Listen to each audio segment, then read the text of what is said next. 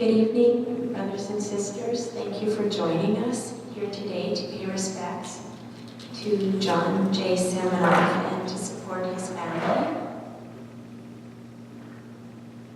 My name is Donna. I'm the daughter of John, and Lisa's here with me, also daughter.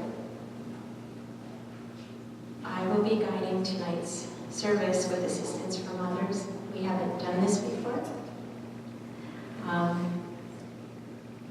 First thing, brothers and sisters, we have gathered here today to bid farewell to our spiritual brother, John J Semenoff. He's been called home to the eternal spiritual kingdom. As everyone here knows English, and not all Russian will lead the gathering in English, we will do our best to communicate from the heart and soul. We'd like to take a moment to hold in our hearts the people who feel love and lost but could not make it to the funeral. In particular, Dad's brother Peter and partner Irene, Dad's sister Hazel, and husband Ed Purcell, Dad's sister Lillian, and husband Paul Voykin, and grandchildren Maria and Pablo. Let us send them love and comfort. We're going to read some prayers from the family, and there will be an opportunity if others, brothers and sisters, wish to say a prayer as well.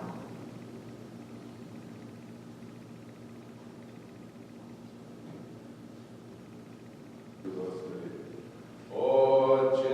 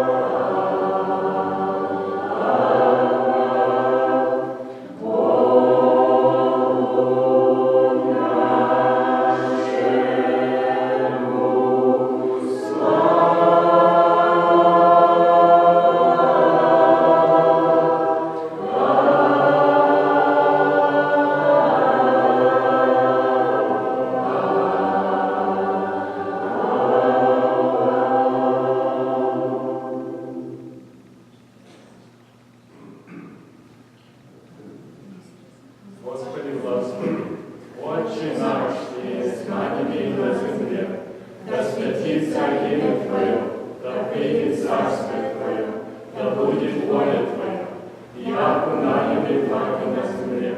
Хлеб наш насущный дай нам на сей день, и прости нам грехи наши, и мы будем прощать обижающих нас. Не допусти нас, Господи, до искушения, а приведи нас, Господи, во спасение.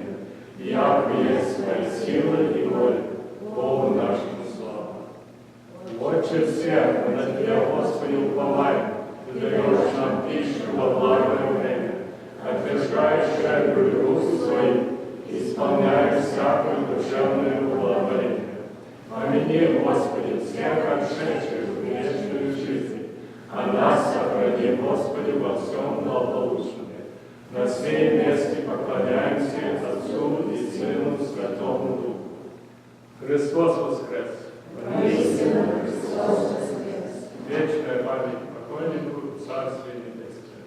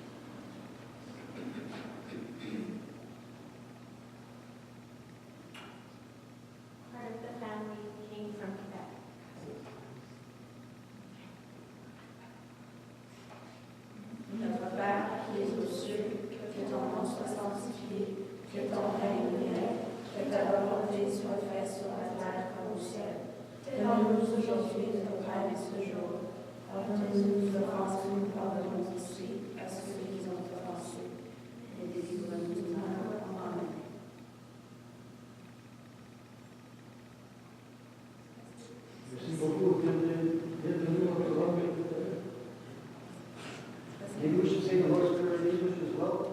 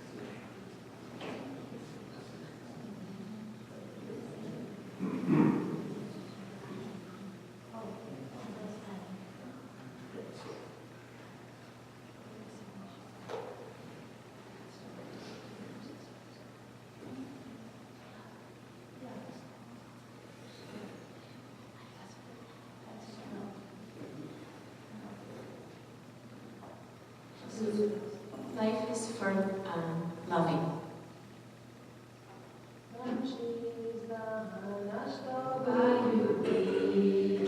Любить без меры, без предела,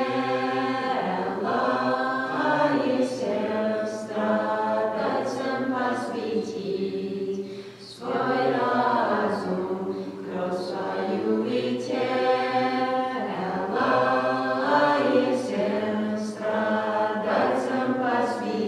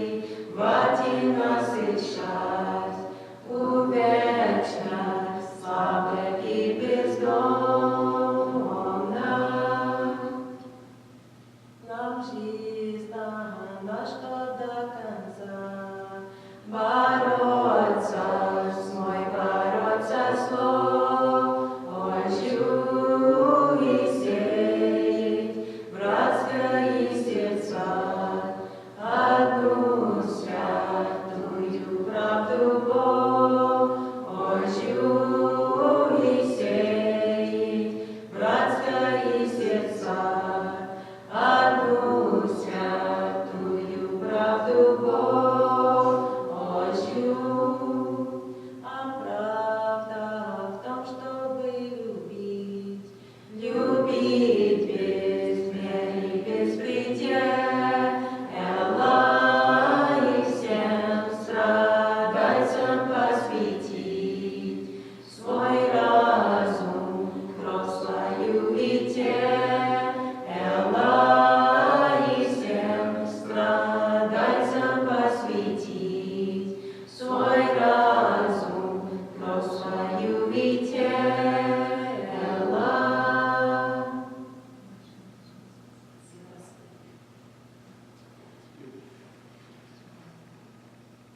So as you probably all guessed, this is a very unconventional sort of funeral memorial. And we ask anybody that knows anything and can help us out singing, even if it's a small group of us. All of that's okay. Or if there's something that you decide that you think that John really would have liked us to sing, feel free to do that too, because that's sort of the kind of guy that he always was.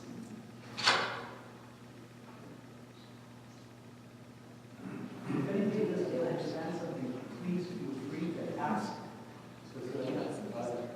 Singing is great. Poetry, funerals, there's a lot better than prose. While people consider what they might share, we're going to sing a song.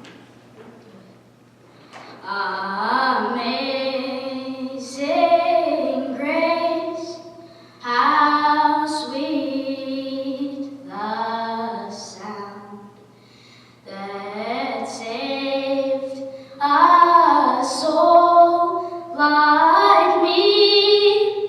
I once was lost, but now I'm found. Was blind, but now I see. 'Twas grace that taught my heart to love, and grace my fears relieved. How precious did that grace appear the hour I knew my needs. When we've been here 10,000 years, bright shining as the sun, we've no last days to sing God's praise than when we first begun.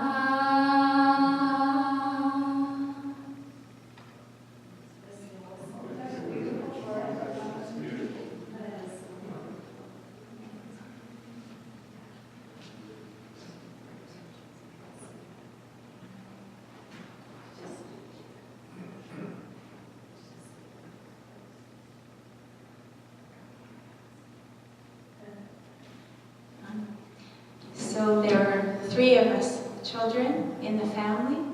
We've got, this is John, this is my mom Elizabeth, and sitting to her right is our brother John, our baby brother John. And then I was the eldest, and my sister Lisa, and then John. John is going to honor us by saying the biography.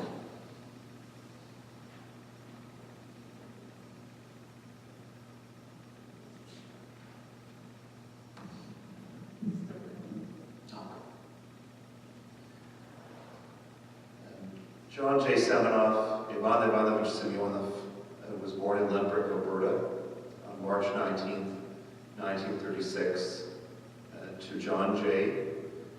and Helen Semenoff. Soon after, he was joined by his brothers George and Peter All his life, John savored the early childhood memories of his mother's beautiful voice singing Doukhobor songs while she worked. In the early 1940s, the family followed a better growing season to Grand Forks, British Columbia, where they engaged in seed farming. Here, John was joined by his sisters Hazel and Lillian. As a boy, John used to dream that he was in an apple box, trying to peer over the edges. This desire to see beyond boundaries went on to characterize the rest of his life. As a boy, he joined his brothers and friends in exploring all of the neighboring mountains. As a teenager, he traveled to the Okanagan to pick fruit, to Alberta to help his orphan cousins farm, and together with his brother George on an impromptu trip to New Westminster to visit his grandfather. Later, John even became a Doukhobor storyteller at Expo 86. In the 1950s and 1960s, John was very much involved in the Doukhobor youth movement. He taught Russian school and led the Union of Youth. He also helped organize youth choir trips to Alberta and Saskatchewan, where Doukhobor youth could meet one another. In the early 1960s, on such a trip, John met the love of his life, Elizabeth. He fell head over heels for her smile. John went on to organize the Suffield Manifestation for Peace in Alberta. The Canadian Suffield military base was home to chemical and biological weapon development and testing. John was proud of the success of the manifestation, and especially proud that he was able to secure the cooperation and help of the base administration and police to ensure that the protest was able to proceed in a safe manner. Later, John led USCC committees for peace and multiculturalism.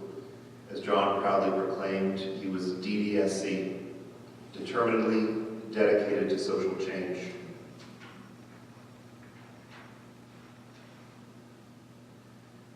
John and Elizabeth were married in 1964. They had 3 children, of which they were all very proud: Donna, Lisa, and myself, John. During their children's upbringing, John and Elizabeth were very involved in USCC Doukhobor life. They joined choirs, went to Yale meetings, taught Sunday meetings, and led seminars, joined the USCC Executive Committee, and much more. As the children got older, John enjoyed discussing the broad range of ideas. Then came along 8 grandchildren: Maria, Pablo, Maya, Angelica, Forrest, Sasha Denis, Emmanuel, and Mirik, who brought great joy. John traveled several times to Ontario and Quebec to visit and to help out where needed. Of special note is a year that came with cataract vision challenges and the beginnings of a hernia, to help his daughter Lisa and her husband Bruce build their house from scratch. When Dad wasn't helping, he was telling his family stories of his life. To support his family, John worked at a variety of jobs, from carpenter to fraternal insurance salesman to photographer. His real passion, however, was community organization. From the peace movement to multiculturalism to the environmental movement, wherever he felt that it was important that something be done. He was also an ardent supporter of the local arts and restorative justice. He believed in empowerment and the bringing of people together and the building of bridges across various groups. He also loved to tell jokes and share smiles. He would tell people that he retired to become a farmer of laughs. John will be fondly remembered by many as a kind, gentle, cheerful, loving, philosophical soul. John was predeceased by his parents, John and Helen Semenoff, and his sister-in-law Irene. He's survived by his wife Elizabeth, his children, Donna, Lisa, and John, his grandchildren, Forrest, Maria, Pablo, Angelica, Emmanuel, Maya, Sasha Denis, and Mirik. Also by his brother George and wife Irene and family, his brother Pete, companion Irene Klukov and family, Sister Hazel and husband Ed Purcell and family, and the Sister Lillian and husband Paul Voikin and family. Thank you.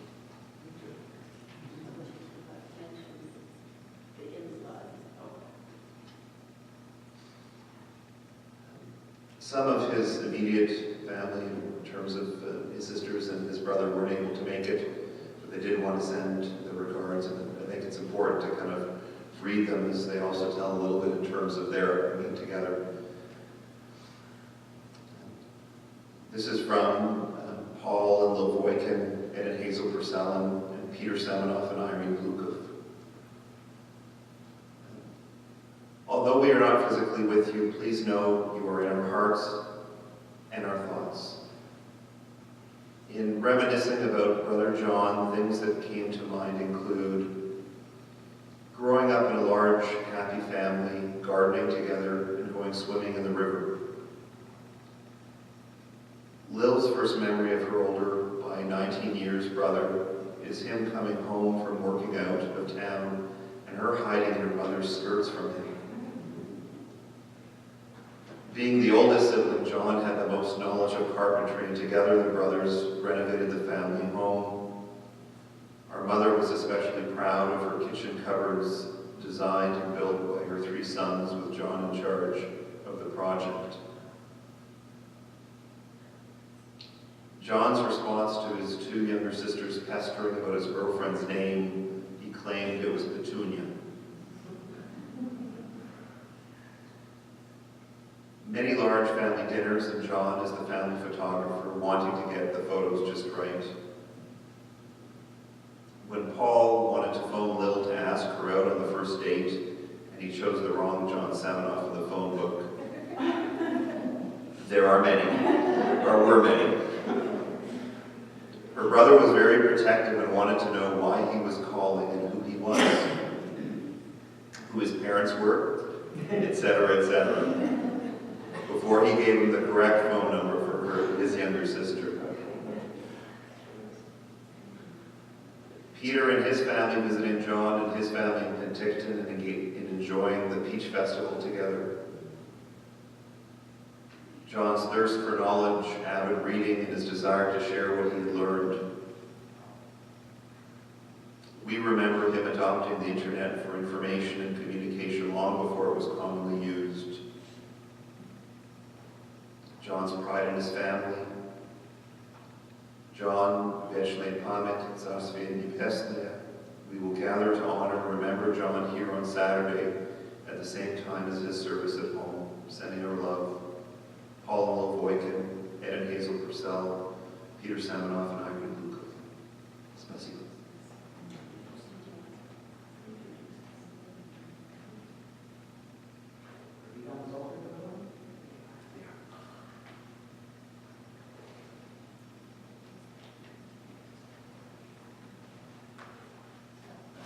Now I'd like to introduce everybody to a little song that there's a choir that I'm part of. My husband and I and the family live in a place called Wakefield, Quebec. It's pretty close to Ottawa, about half an hour away. And the song's in English, and it has a pretty easy tune, and one that's easy to harmonize to. So if everybody could join in when they, I think it's one that Dad will like. Human am I, spirit am I am the infinite in thy soul. I have no beginning and I have no end. All this I am. Human am I, spirit am I am the infinite within my soul. I have no beginning and I have no end. All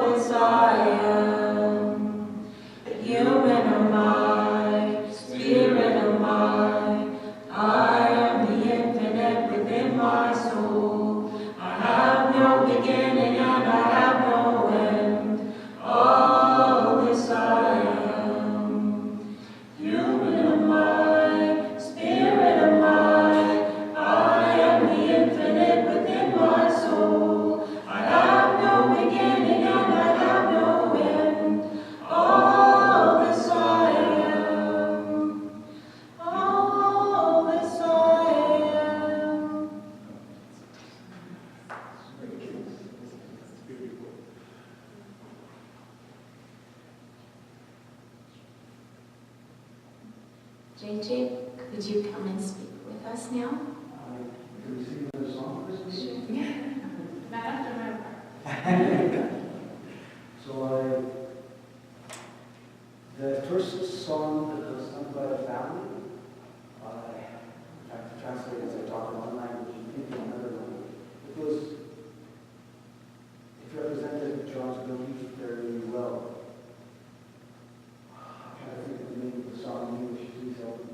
The family sang just at the beginning. Our love. Yeah, Our life is given to love. Yes. And she's done.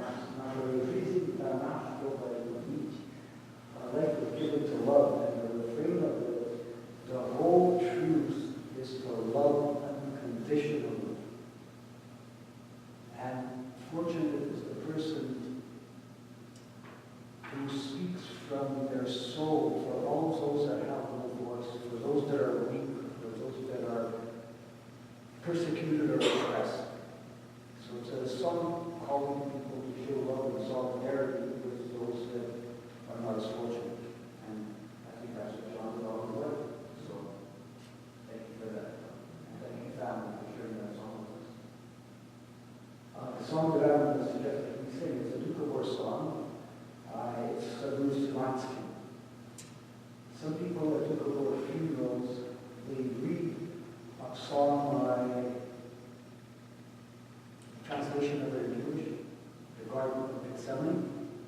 And basically the song describes how Jesus Christ has prayed to God on the night of his arrest.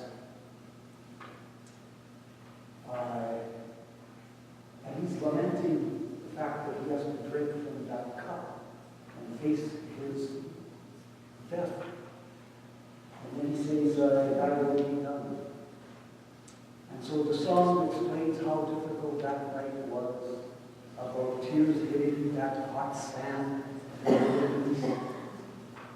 fact that the apostles were all sleeping and that they were typically unable to deal with what was coming.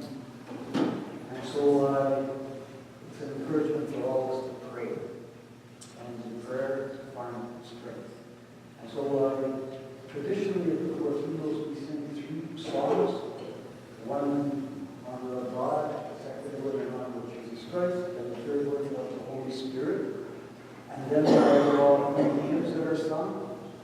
And so thanks for us and Ron for sharing that nice song with us. Amazing grace. So we'll sing 3 verses of Sadu's Szymanski, and then we'll sing the road. Please, welcome to the yes, you should read it in English. Yes. We'll rise. In the Garden of Gethsemane, he stood there alone, sorely burdened with life and death struggles. To the all-gracious Father in unbearable longings, prayed the patient and long-suffering Son. If possible, dear Father, let this cup pass me by, but then, in all things, let thy will be done. And he turned to the apostles with thoughts that were troubled. But heavy with slumber, the apostles slept neath the olives, and softly he said to them, were you really not able to labor with me even one single hour?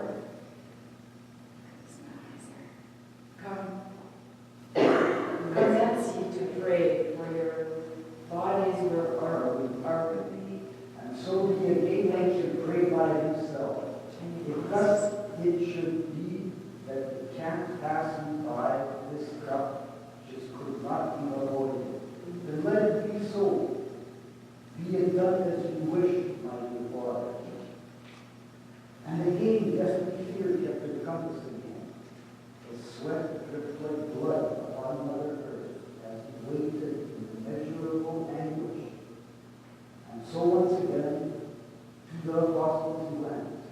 But all the apostles were deeply in slumber, and all the same words to his Father he said. He fell on his face, and he wept and he prayed, dismayed in this struggle so trying. Oh, if only I garden and see the footprints made by those godly feet, and weep there with tears hot and burning.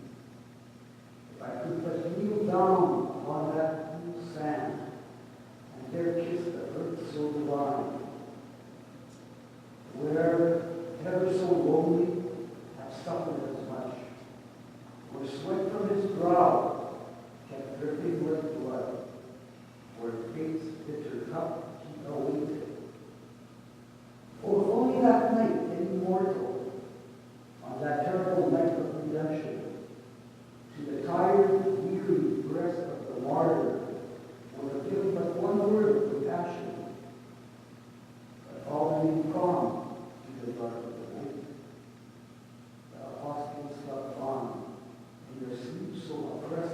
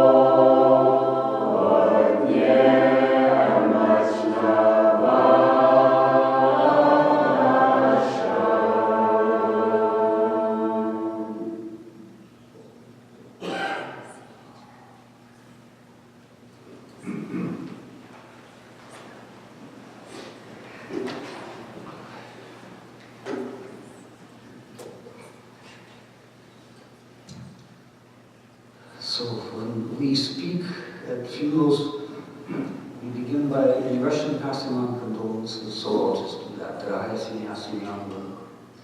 От нашей семьи, от нашего членства, от братьев и сестр, собравшихся сегодня и завтра, пожалуйста, примите наши искренние соболезнования по потере вашего мужа, вашего отца, вашего дедушки, дяди, а нашего духовного брата. Благодарю вас за то, что вы разделили его с нами в течение многих лет. Мы благодарим вас за это. Мы молим Господа Бога принять душу покойника нашего брата Ивана в свою Царствие Небесную, в свое вечное видение, в вечную память. И одновременно молим Его утешить и укрепить всех вас во время разлуки. Дай Господи вам силу пережить вашу потерю, нашу общую потерю. So family, please accept our sincere condolences on behalf of my family, our organizational family, the people that are here today, that will be here tomorrow. In our tradition, we ask God Almighty to accept the soul of this spirit wrestler into His heavenly kingdom, into that eternal memory. And at the same time, we pray to God to grant the family strength, forbearance, and all that they need to deal with this difficult time with their loss, with our common loss.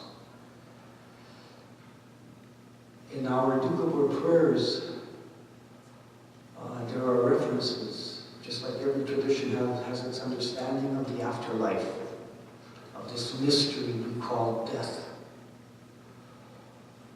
And in our prayers it says that the soul of the deceased is helped on their journey back home by our singing.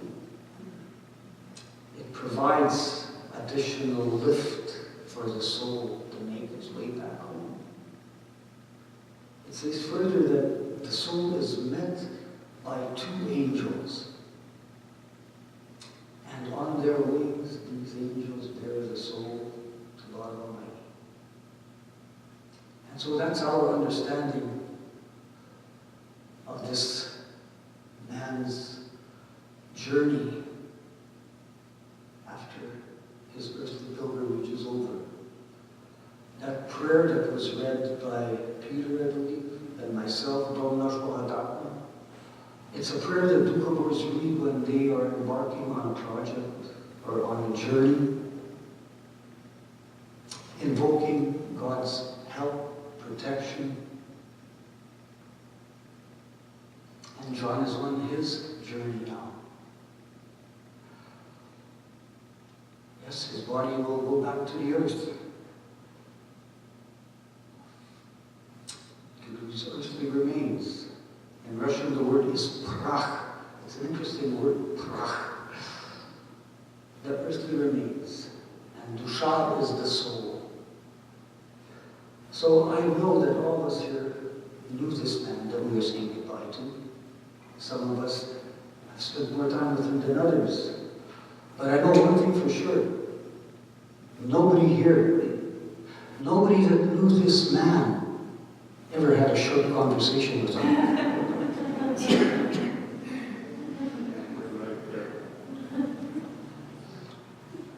And that's because he had such a fruitful, fertile mind and heart and soul. There's a saying in Russian, and again I use these very simple translations. Веки живи, веки учись, дураком помрешь. Ages you live, ages you learn, and you still die an idiot. It doesn't say die an idiot, but it's just an underlining about how much, the more you learn, the more you understand how little you know. And I think that describes our brother here that we're saying goodbye to. I'm glad that his son John mentioned the letters that his dad proudly carried behind his name. I'll never forget when I asked him, John, he gives me a business card and it's John J Semenoff, DDSC. Determinedly dedicated to social change. That's the kind of man this person was. And yes, for him, the keystone, what's that stone that Romans put in the arch? That keeps it from collapsing.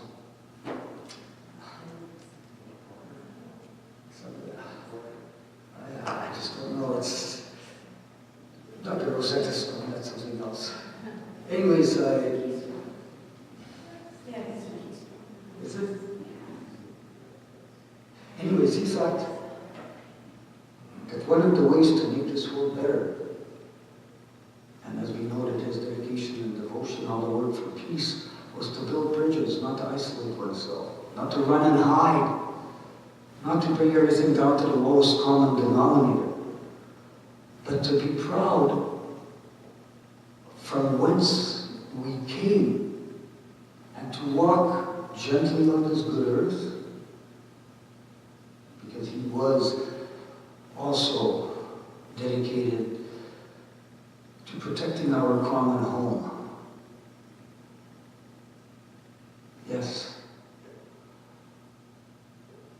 To walk not alone, but with others. And to bring all people across that wonderful bridge to a better world. We were reminiscing with Donna and Lisa. In 1985, John was engaged in a World Youth Year event. It was Youth for Peace going across Canada, Israelis, Palestinians, Indigenous people, also people from different cultures that were in difficulty. And so at that time, when the Canadian government was giving out lots of money for youth and different activities, he had the good fortune to work with Jewish people, people from the Baha'i tradition, from different traditions, to bring young people together to share their stories of their cultures, of their beliefs, of where they came from, of what their hopes and dreams were.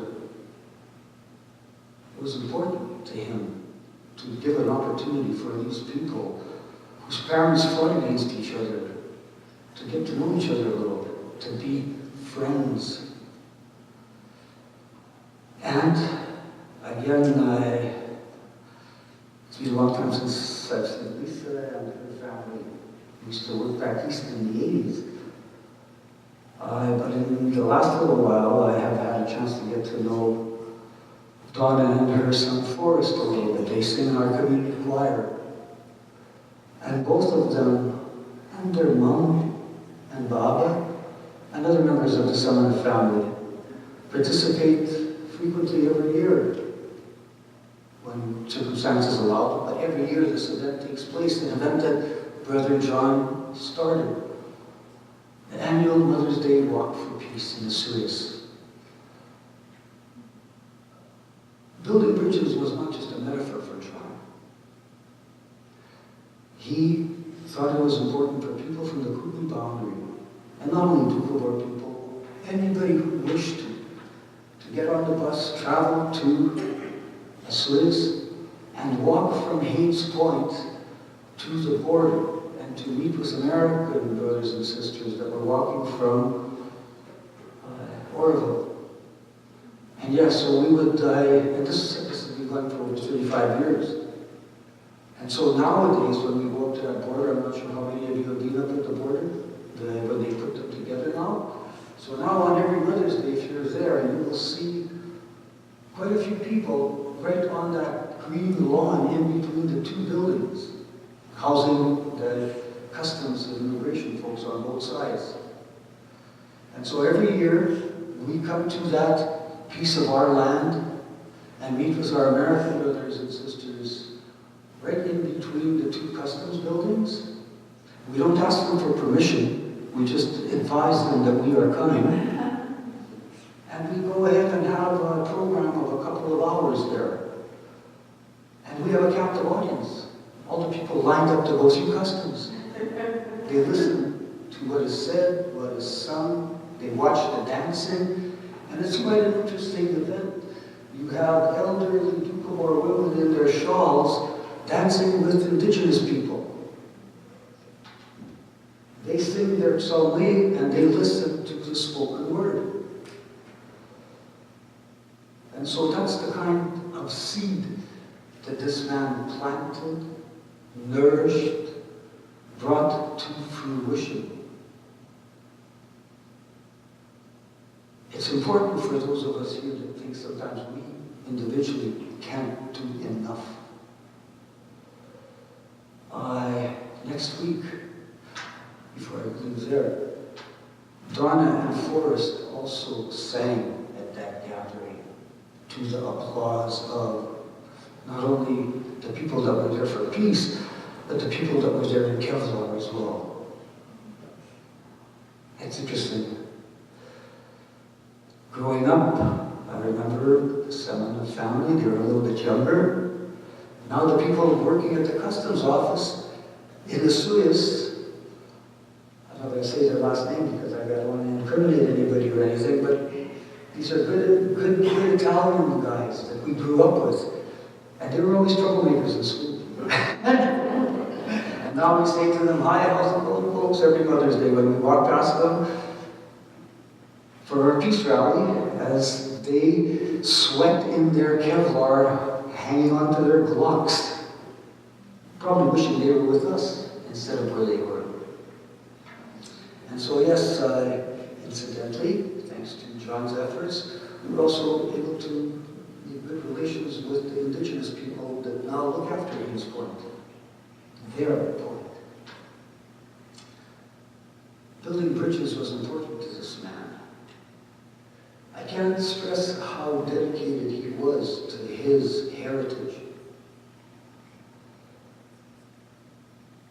But he never put his heritage or himself above anyone else. He was never dogmatic. He was open-minded. And his purpose was solely to bring joy to people. Sometimes, in these discussions that we would have with him, you would be inching your way out the door. But he would never give up, never surrender. Even this last weekend, we were at the library for a scheduled peace chat. And Linda came in and she had said that she had met with Donna and Forrest, and we were expecting them for that gathering. And Linda said to us that they were at the hospital because Granddad was in the hospital, and everybody was just shocked because they did not know. And so everybody said their prayers and wished all the best. And I was looking forward to going and seeing this man that I didn't know was in the hospital. And later that afternoon, or early in that evening, we got the text from the office that John had passed away. Yeah, don't put off anything. It would be nice to say goodbye to him in person. I'll share news. The reason that we were at the library to chat with Forrest and Donna was because they were going to do something for this approaching week, December 10th. I don't know how many of you people know, but December 10th is the World Day of Human Rights. And we made references to John's dedication to peace, to his understanding of the importance of our environment. He was also an advocate of human rights. He had 3 children. Him and Elizabeth had 3 children. John, Lisa, and Donna. He had three loves in addition to his family: peace, the environment, and human rights. So how do you pick your favorite child? They're all favorites. And John dedicated himself equally to those three values that he held so dear. And we missed Forrest and Donna. And when we look around our world, in places that they call democracies, I guess we should be grateful for the human rights we have. We should also acknowledge how many others don't have them, how far we still have to go.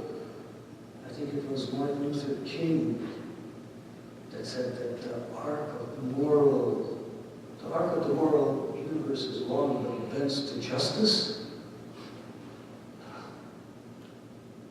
For some people whose rights who have not attained their rights, that arc sometimes seems too long. Legislation too slow. Power too reluctant.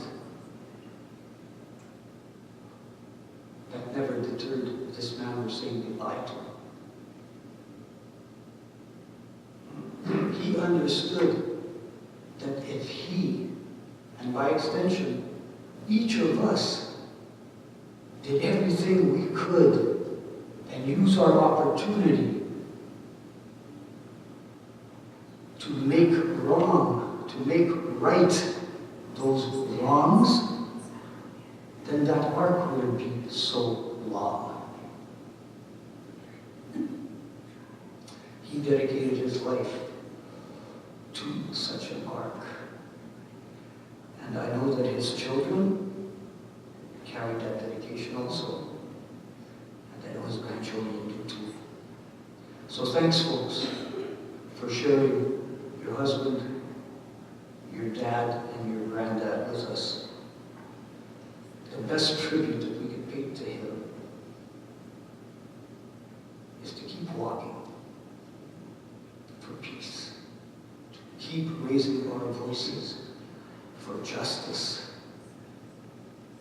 and to walk softly on this good earth that we call home. So thank you, son and family.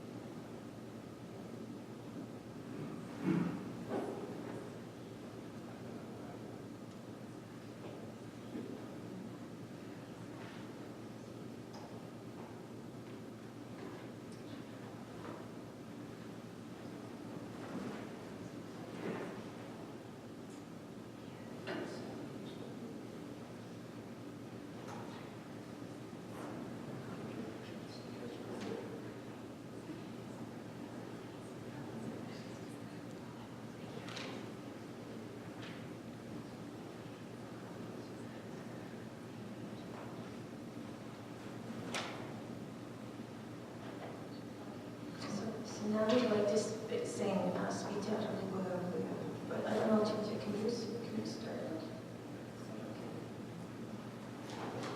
Okay, and I just wanted to read the first couplet. This song is in honor of our ancestors in Russia, what's now Russia and Georgia and Azerbaijan, who I guess stood for peace, and when they burned their arms and stopped any kind of cooperation in the military service, they got exiled to Siberia, and there was a lot of struggling. So this is a song that we sing to remember them and to renew our commitment to that same spirit. Yes. One great struggling eagles, titled Translated.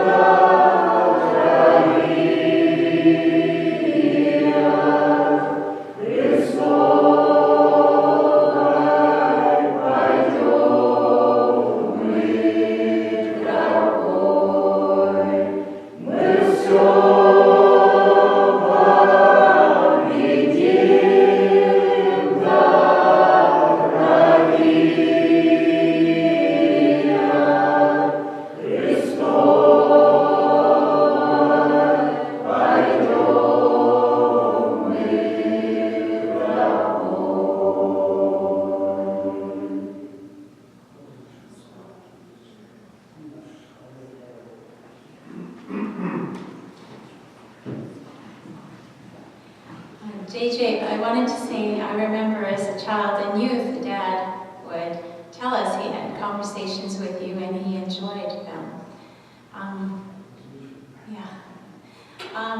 I was thinking that conversations with Dad were very important to me.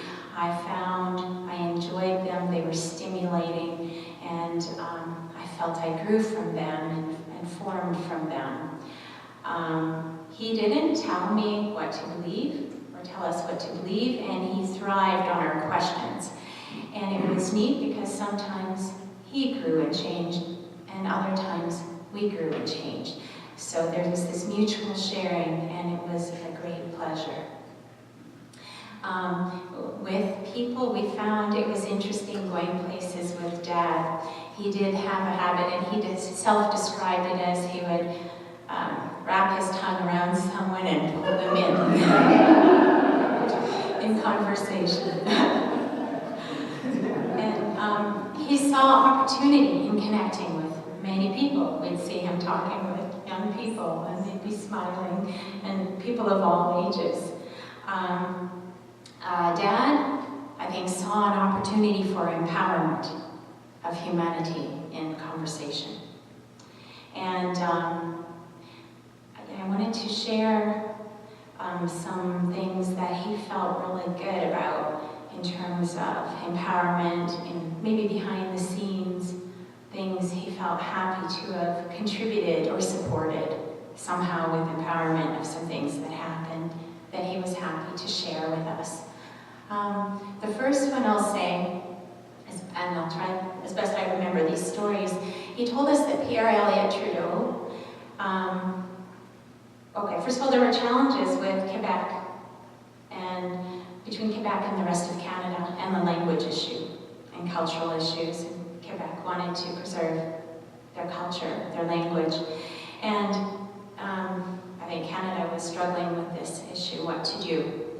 And through Pierre Elliott Trudeau, there was a youth conference created, and Dad was at this conference, and he tells us how he was in the foyer, and there were two Quebecois young men. They had come in, and they were concerned because they weren't getting as much support for being able to preserve their culture.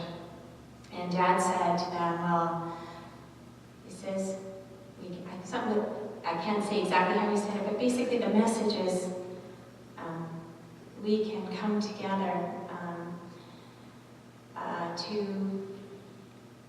the basic message was celebrating cultures, piggybacking all cultures that Canadians come from. And on that, we can come together. So what I heard, the term that came out of that conference, that came back to Pierre Elliott Trudeau, was cultural pluralism. And later on, we heard the term multiculturalism. And another story that Dad talked to us about, he had gone to construction school, and he had a friend, he met different people there, but later on, many years later, I can't remember his name, but he was involved in government, and there were different things came up with work and life, and Dad basically was aware that being exposed to secondhand smoke was a health concern. I know Mom was traveling on a bus with a lot of exposure to work, we had heard, and he was educating himself about health things. We were taught as young children about the effects on the body. Anyways, he had said that he had talked with his friend about, just realizing you can't get away from it, and it's a workplace hazard. That's what he remembered, but then he saw later in especially BC culture how things had changed and there was more awareness. As a worker, you can't get away, you don't have a choice. So I personally I was happy some of the changes happened in BC because I personally have had challenges abroad reacting to smoke, so I wanted to come back to BC because it was easier. And the third story he told us about had to do with self-field manifestation. And he met with the officials there, but basically they had an understanding that they actually all did care about peace. And they just had maybe a different way of trying to get there. And there was also a valuing of expression, that humans have a right to share. And so it meant a lot to him that they were able to work together. So the officials told they were concerned about these power lines and buses coming, and so they made plans so infrastructure would not be affected when they came and did the demonstration. But also the officials also took care to make sure there was water. They set up things for them, and they set up safety things for the people there speaking there. And they cleared the ground. They actually got ready for the protest at their facility. They actually worked together because of that mutual respect. And understanding more how we're similar than different, and being respecting each other. So Dad was happy about, maybe behind the scenes conversations with people. And he shared with us those stories. I'm going to ask you to come here first.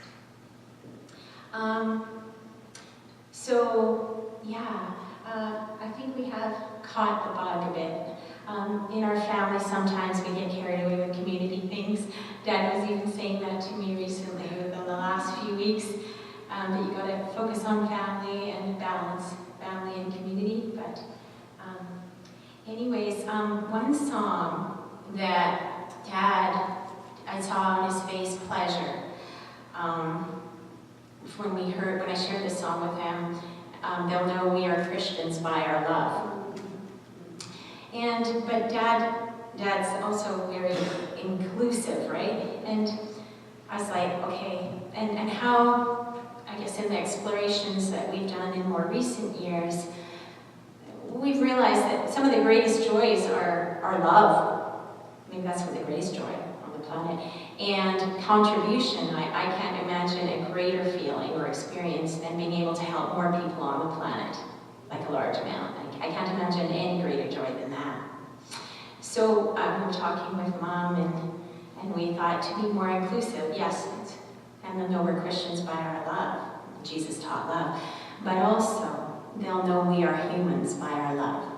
It's actually a core thing about being human. And we are most human when we're loving. So in the spirit of that, Forrest and I will share, and you can join us in this song.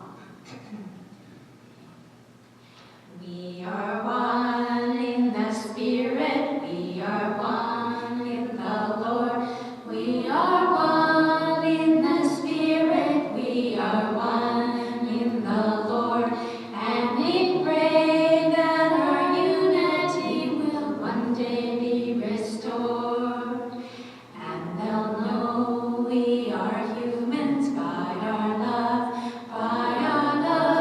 and they'll know we are humans by our love. We will work with each other, we will work side by side, we will work with each other, we will work side by side, for a world beyond our wildest dreams, with hearts open wide. And they'll know we are Christians by our love, and they'll know we are humans by our love.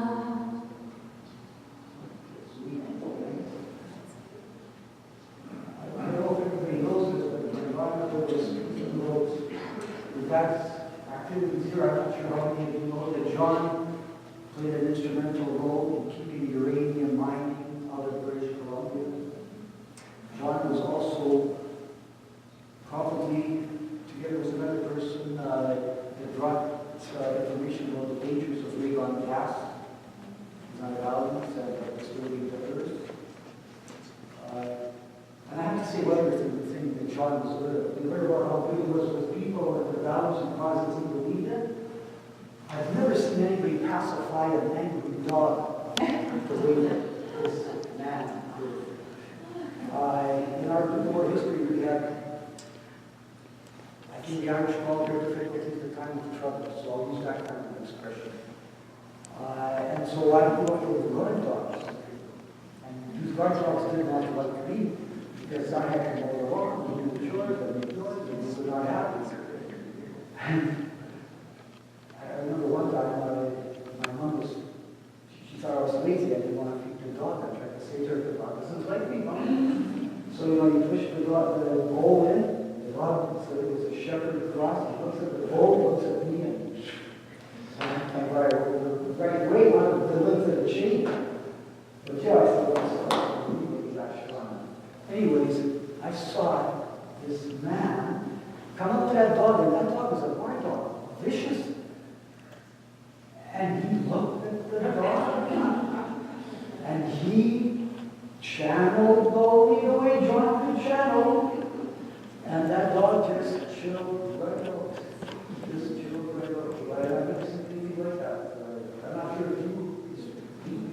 Tommy hustled these times and things like that, but that was a real treat to take a piece of that. Just amazing.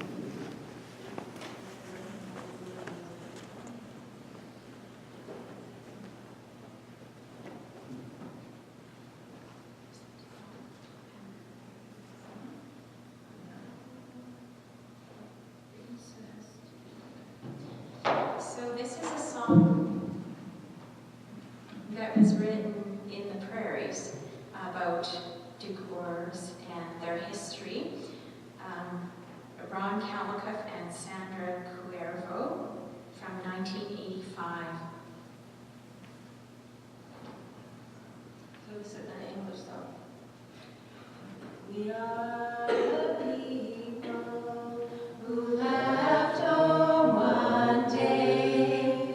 We were told we should no longer stay. We wanted to worship in our own way, for the kingdom of heaven is within. Toil and peaceful life, toil and peaceful life, with God as our Father, let us love one another, let us toil and have peaceful life.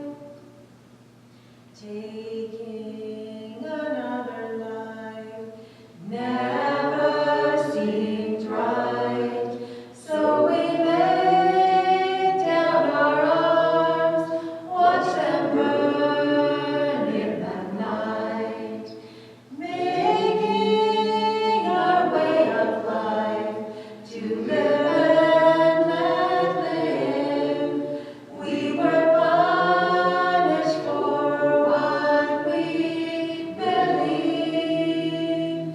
Toil and peaceful life,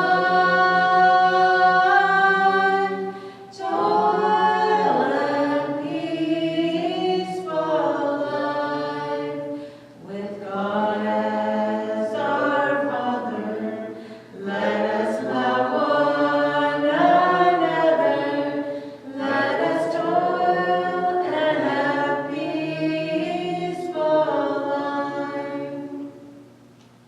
Living in a new land, walking hand in hand, we are joined in the promise of peace. Sharing our deepened faith with all mankind, may it flourish and ever increase. Toil and peaceful life, toil and peaceful life, with God as our mother, let us love one another, let us toil and have peaceful life, let us toil and have peaceful life. So we learned that song when we were teenagers in choir, which was a bit of a time ago. And haven't actually sung it together for a long time, so most of that was from memory. Thank you.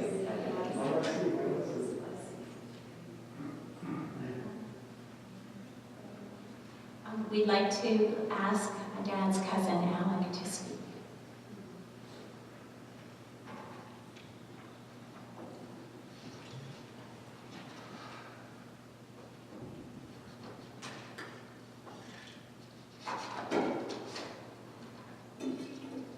All First of all, I'd like to say that I couldn't have asked for a more beautiful tribute than what the family is giving John right now. Thank you very much. He certainly deserved that. After John's passing, I wrote down some thoughts that I would like to share with you now. First of all, my sincere and heartfelt condolences go to the immediate family, relatives, and friends. It's never easy to accept the loss of a loved one. May our Creator, our eternal God, give you the strength and courage to do so. To John, family was always the top priority. He loved all of you dearly and always expressed to me the pride and satisfaction that he had in the accomplishments of all of his children and grandchildren, and in the socially conscious direction that you are all taking in your personal lives. His concern for a peaceful world, protection of the environment, his dedication to service in the overall community, to social equity and justice, guided his life. John totally shared these beliefs with his lifelong partner Elizabeth, and he always encouraged all others to follow in his path. Material wealth and possessions were not his priority. I cannot better exemplify this than by quoting his grandson Forrest, who recently said, "Peace is a choice we can all make. We can either choose to be peaceful or not. I think peace is the best option for us because we can then work together to get needs met." In my conversations with John's other grandchildren, when they visited me at my home, gave me the understanding that they all feel the same sentiment. I therefore ask you, what better legacy can a person leave as an example for others to follow? They're right here. All these young people that are sitting here. He not only talked about social activism, but he was directly, personally responsible in organizing, leading, and participating in major protests against war and in demonstration for peace. The demonstration in Suffield, he had a major role in that. And this should be always recognized because he was able to interact and actually got the military to help him set up the demonstration. Over the years, I had many discussions with John about these issues and many others. So in this way, John had a major influence on my life also. I traveled with John to major conferences on social justice held in Vancouver and saw firsthand the positive respect and attention that John had in his interaction with others from different cultures and ethnicities, and his viewpoints were always valued by them. Just as a sideline, on one of these trips, I didn't write this down, but it came to my mind. We were coming back from Vancouver once, and we got as far as Greenwood, as Sasuis, and we stopped for a coffee.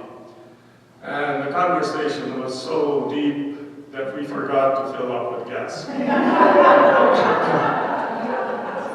So anyways, we got on the car and we were on our way, and we noticed that the tank was darn near empty. We got as far as Greenwood and we figured we wouldn't make it. But that, I think it was a Volkswagen at that time, it kept going and going until we got to the Phoenix Ski Hill turnoff. And then of course it was all downhill and we were at our best. And so anyways, we put it in neutral and we coasted all the way down to Goliath's store. It was, I think in the middle of the night, we woke up Pete Goliath and he filled up our car and we got home. But somebody was actually looking after us there. So anyways, going on. Over the years, okay, I got that over. Okay, John had a phenomenal memory. When it came to knowing family connections, relationships, and genealogy histories of not only his family, but also of many others in the community, if I mentioned literally any family to him, he would list off all their connections, starting from the present ones to their parents, grandparents, and great-grandparents, and their histories of marriages to other families, and names and histories of them also.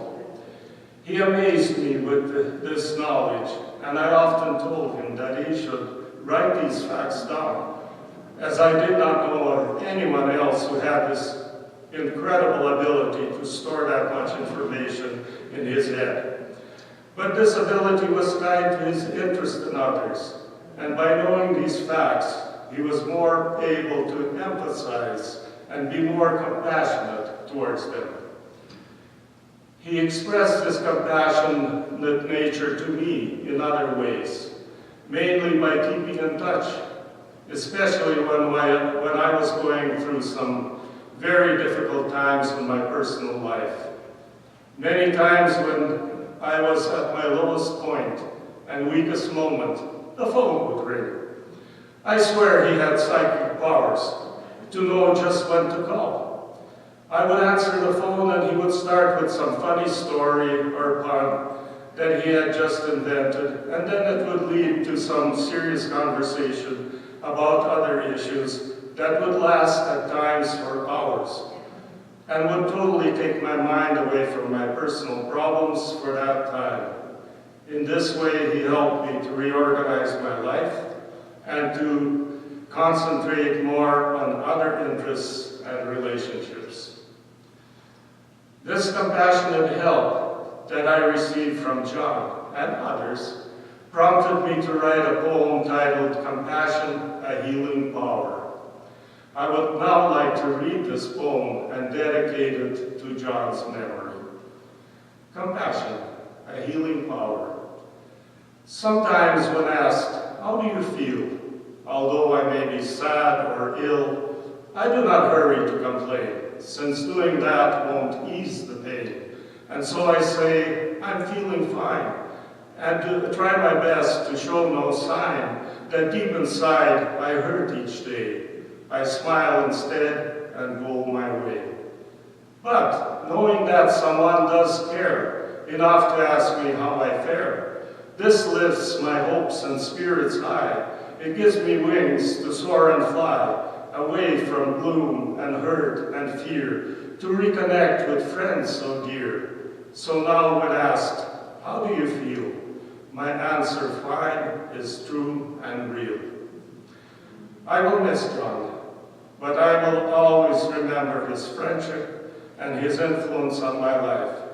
May he rest in peace, and may his many contributions to his family and to his community, to the betterment of social society, and to peace be always remembered, treasured, and continued by his descendants and all peoples whose welfare John so valued throughout his lifetime. Вечная память Маня, Царство Небесное. Спасибо.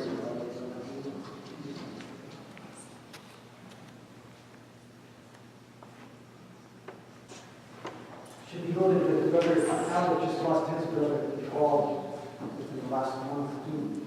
He was also a dear member of our community organization, so we should be honored for him. I wanted to say to Alec that it was very clear to us how much the friendship with you meant to him. He really appreciated your close friendship. Yeah.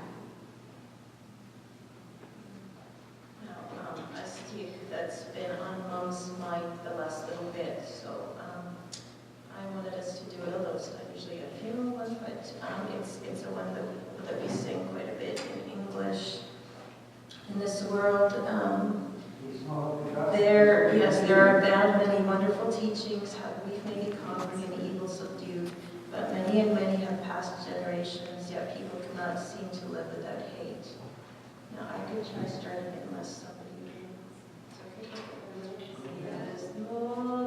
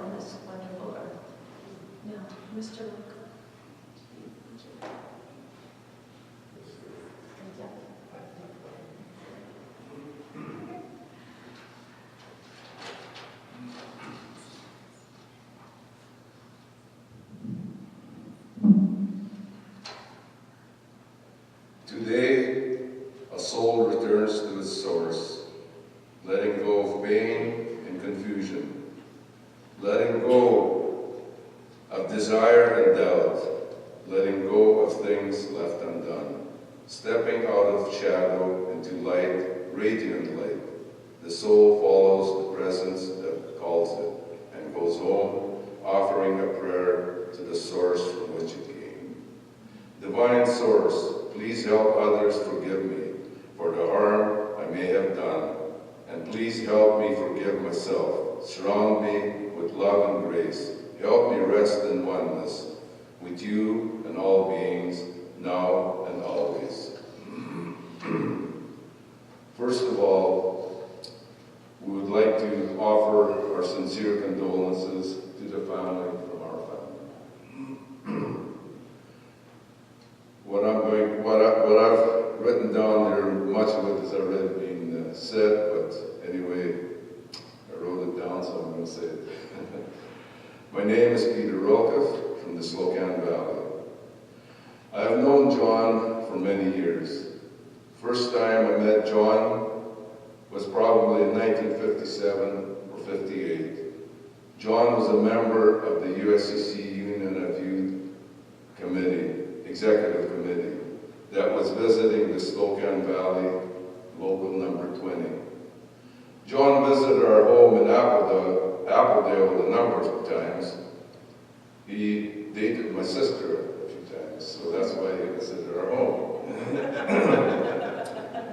From the time when John was a member of the USCC organization, he was very active. He served as a trustee, member of various committees, and also on the executive committee of the Union of Spiritual Communities of Christ.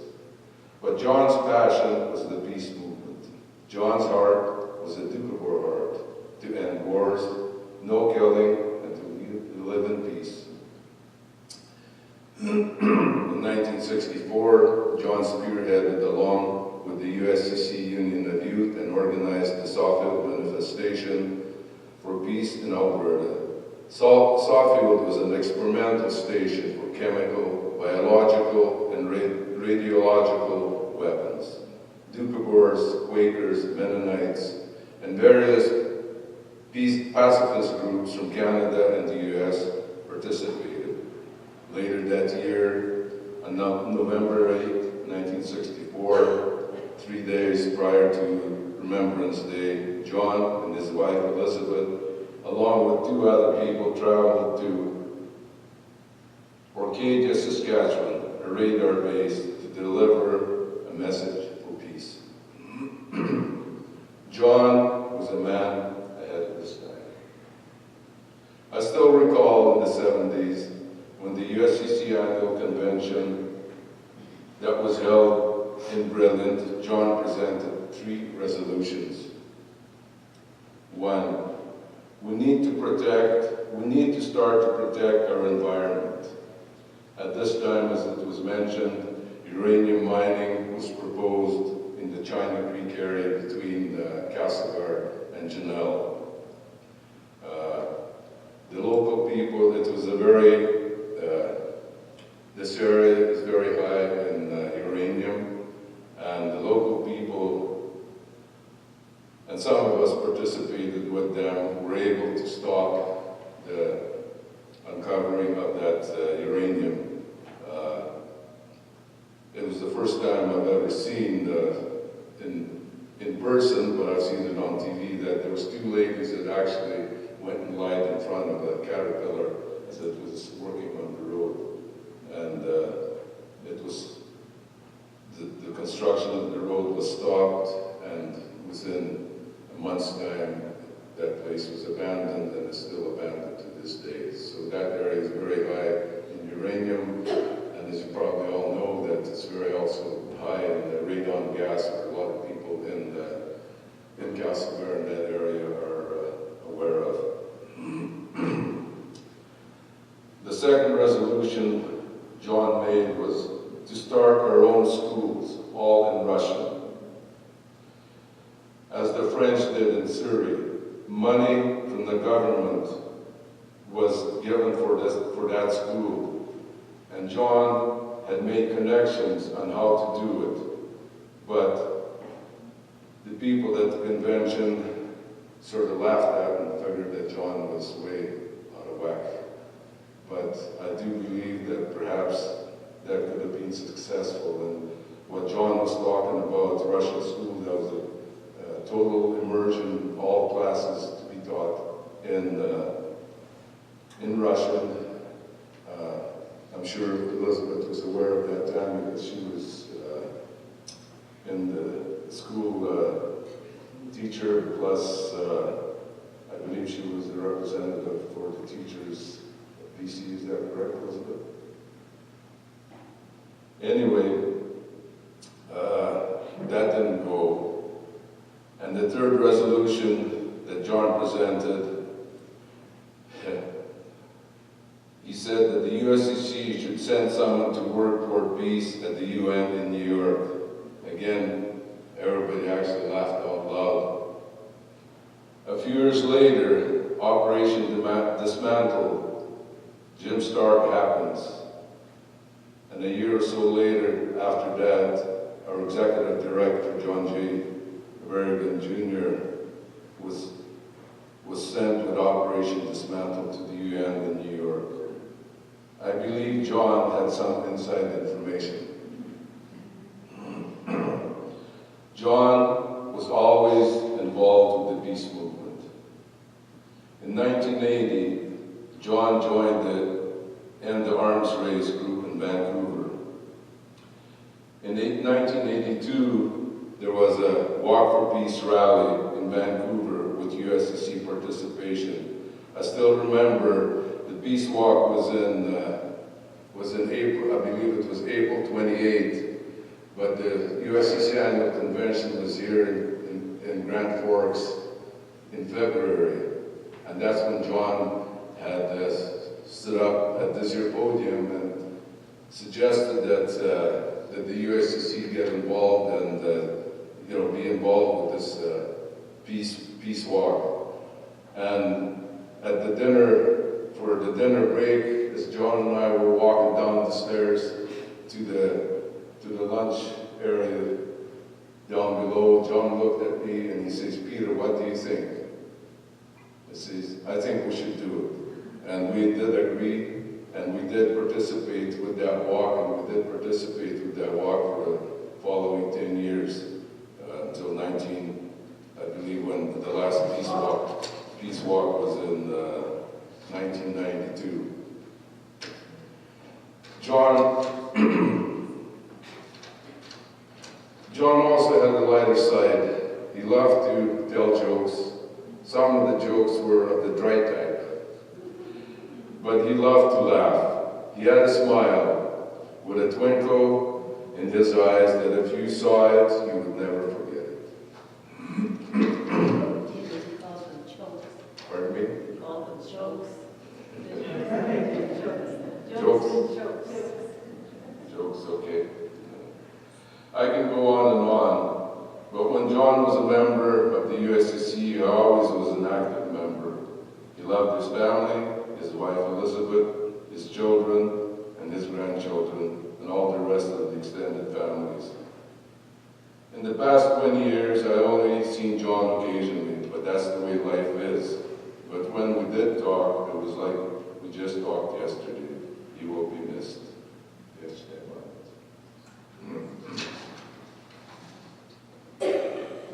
Peter was also pretty active in the peace movement. His initiative, there was a conference held in Castlegar in 1986 for youth, where 150 young people from 15 different countries met in Castlegar and in Grand Forks for 3, 4, 5 days in the Castlegar. So Peter was also a diligent worker for peace with Brother John. Thank you, Peter, for sharing. It's very interesting to hear the stories and what happened. And we very much appreciate it. Thank you. So now, my husband Bruce and I are going to sing this nice Boże. And anybody who knows, if you know it, you can sing along. It's the first verse says, "You know, O God, my inner wishes, my prayers to thee, you always hear. You are aware of all my suffering, my aspirations, and my dreams." Знаешь, Боже, мое желание, мои молитвы слышишь ты. Тебе известно мое страдание, мои стремления и мечты. Тебе известно мое страдание, мои стремления и мечты. Ты знаешь, Боже, что не ищу я богатства почестей земных, своим всем сердцем Тебя люблю я, хочу с Тобой быть каждый миг. Своим всем сердцем Тебя люблю я, хочу с Тобой быть каждый миг. Скорбею часто, душа томится, не вижу радости быть я одинокий, как клетки птица, и умолкает песнь моя. Я одинокий, как клетки птица, и умолкает песнь моя. Никто не знает, не спросит даже, куда и что меня влечет, и кто утешит, кто путь укажет, когда на сердце тяжкий гнет, и кто утешит, кто путь укажет, когда на сердце тяжкий гнет. Не мир чужим стал и для мира. О Боже, дай мне Твой покой, устал бороться, слабеют силы, а путь далекий передо мной. Устал бороться, слабеют силы, а путь далекий передо мной.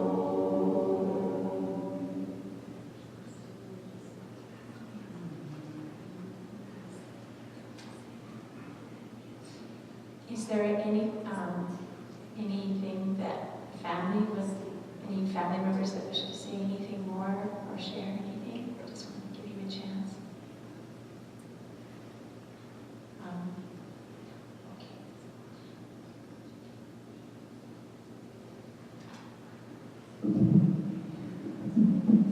So I'd like to thank everybody for coming and sharing your stories.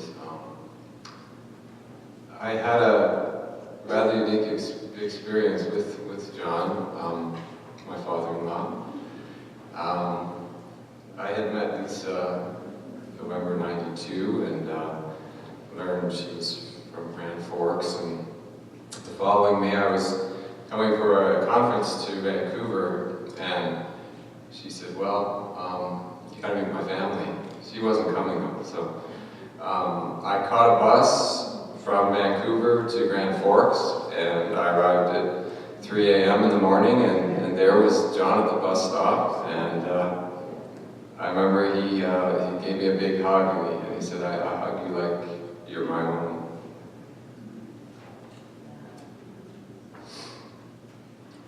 So that was '92, and then in 2005, so he would have been 69 years old, and he, to back up one little bit, my wife and I, Lisa, we bought a property in Quebec, just outside of Ottawa, and we were thinking about building a house, and I was like reading all the books on it, and it's like, well, I think we can afford it if we build it ourselves, and she said no.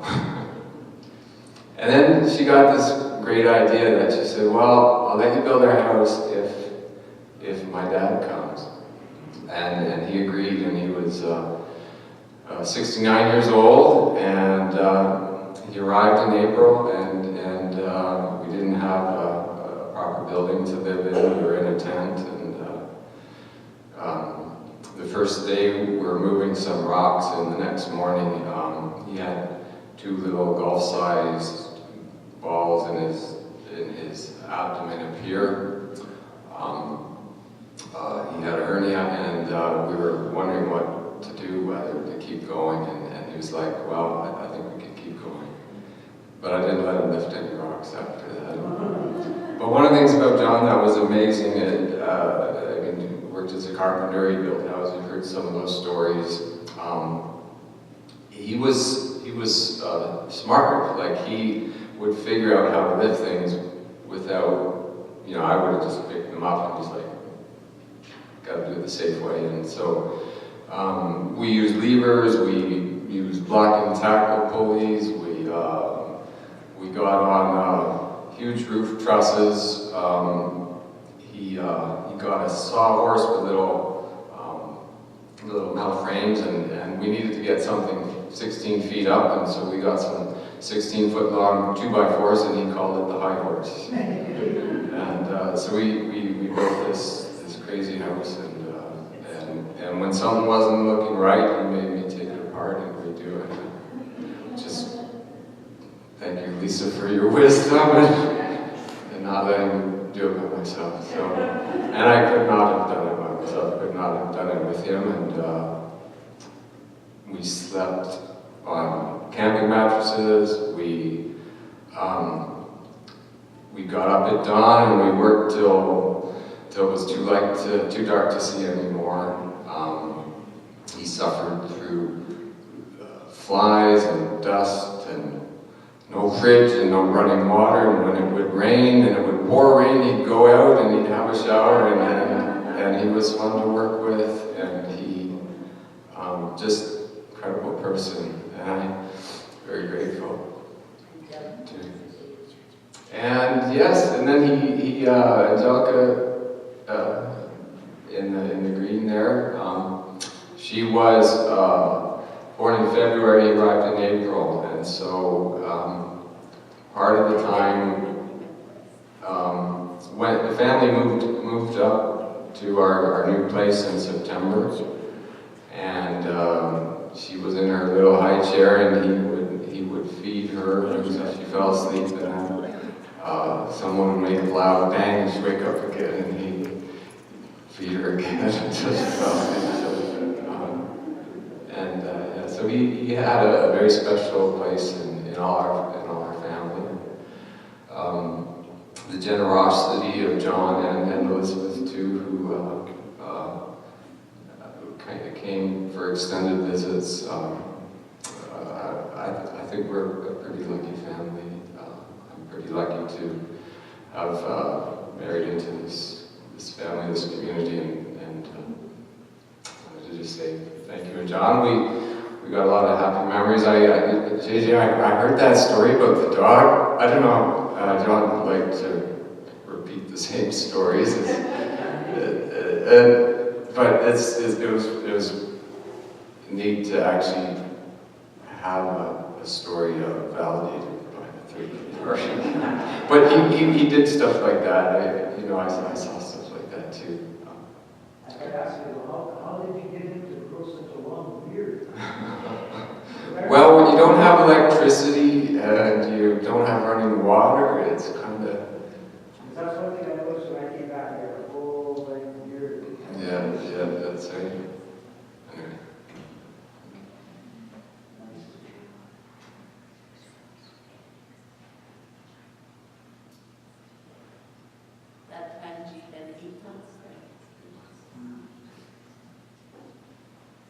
And when he got home, he had his hernia operation.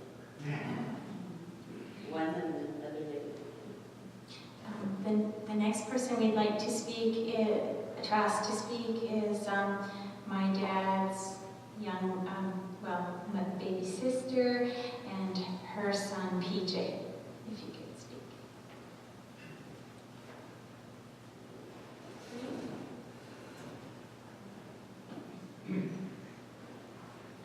Thanks. I just want to share just a short story about my Uncle John. I knew him more when I was a child. We lost touch a little bit in more recent years. But I had moved away to Vancouver in my early 20s, and I was back visiting. I was in my parents' home, and I was on the phone with Uncle John. And it was a really well-kept secret, but I guess the cat's kind of out of the bag now. He sort of liked to talk a little bit. And so we were talking, I forget exactly what the conversation was about, but it was very interesting. He had a lot of knowledge to share. And eventually it came around, the point of the conversation, I thought maybe I should excuse myself. I wanted to go do something else. And I tried to kind of work that in, and he wasn't really receptive. There was always a little bit more he wanted to say. There was a little bit, something that he was saying that would get him interested in something else, and off we'd go in another direction. And I thought to myself, you know what, I've had this interaction with him a few times now. Let's just see where he's going. So I got myself real comfy, I didn't have anything else to do, and I just listened to everything he had to say. And it was a wild and fascinating conversation, very, very broad-ranging, and about 3 hours later, to my shock, he excused himself.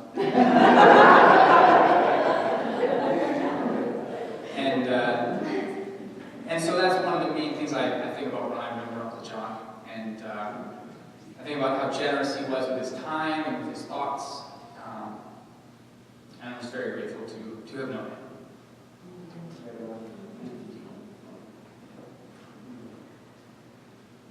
Thank you, PJ. We'd like to,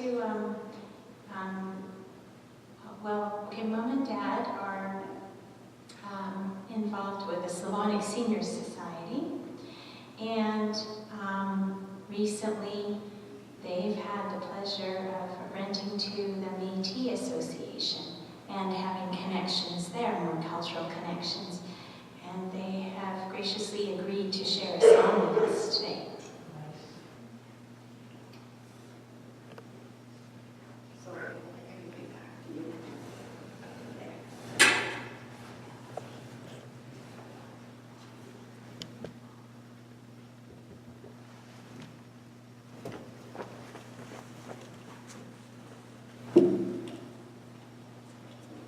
This drum is a grandmother drum.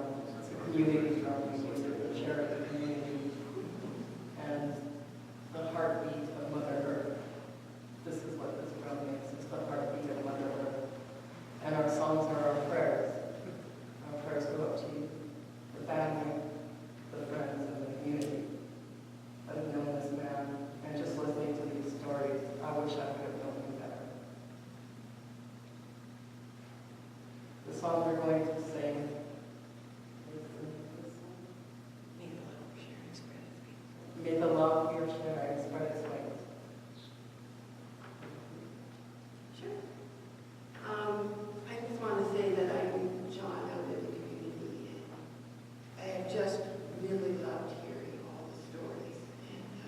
one of the things I remember, my name is Billy Van Dyke, and I worked at Hardview Lodge, and John was always in visiting his mother. And he used to come and visit me on all my breaks. And I had a hard time getting back on the floor. But he would show up with that smile and that twinkle, and it didn't matter what kind of a day I was having, he'd turn it around positive, and I just would go back so inspired, and, you know, with such a good attitude. And I just feel really privileged to have been here tonight from the very beginning to witness and be part of your celebration and your culture. The songs are beautiful. And so we're happy to sing this song. Should we teach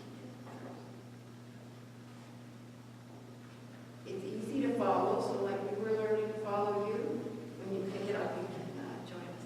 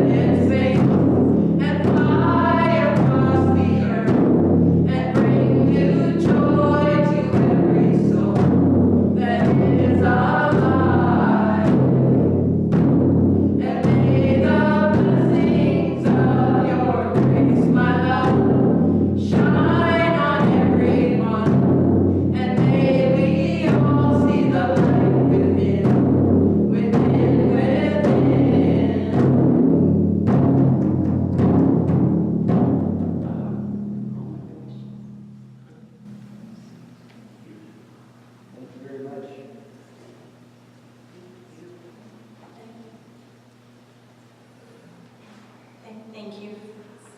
Thank you for taking us to our hearts.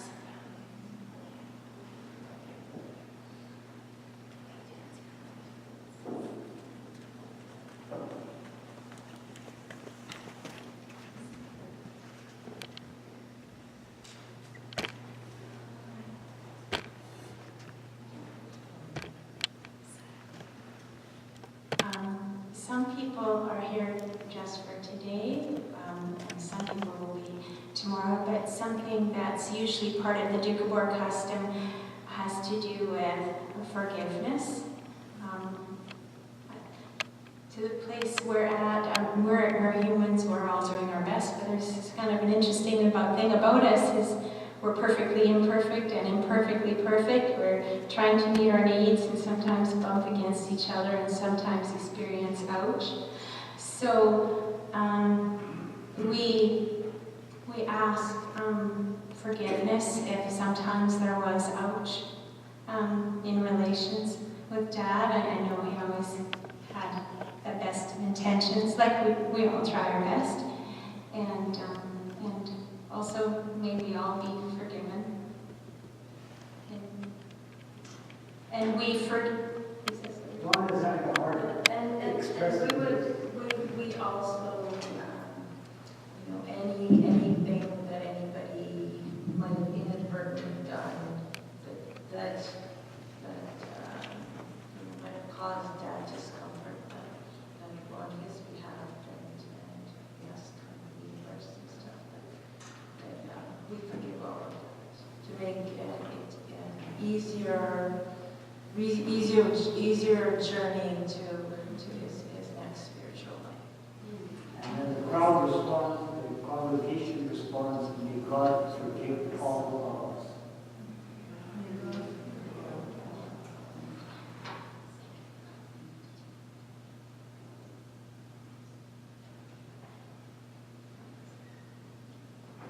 So, we're concluding. Well, we're getting close to concluding. This will be the last song. So, Sliti Kanti Amen.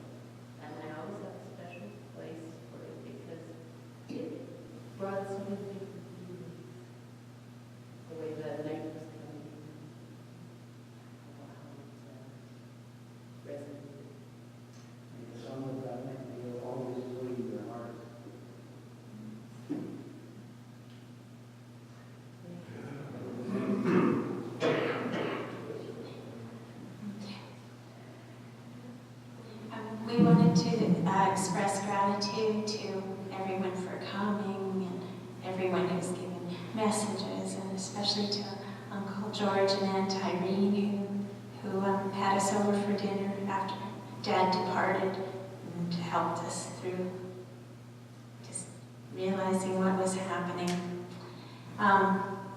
Big gratitude to all of you for helping Dad have his cultural send-off. We hold you all close in our hearts. Thanks for your sharing. And in parting words, I'd like to say, this is something my dad liked to say, he's done his share, right? And now it's up to us. So he liked to say, can I leave the rest of the care of the day in your hands? So, thank you. Love to you all.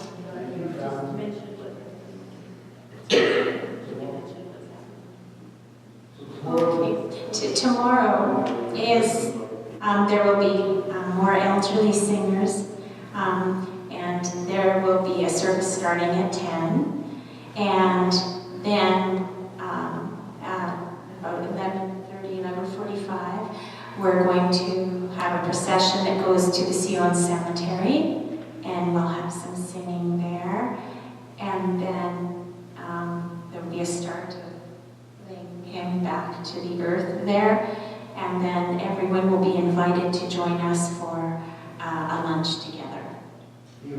Here, yes. So everyone is invited and welcome to attend. Thank you so much.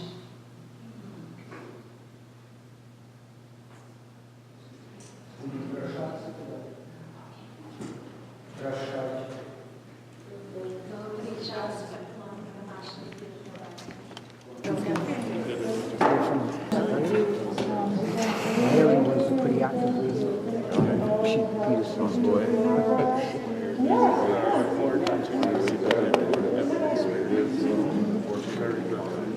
Give our condolences. Yeah. Thank you for coming.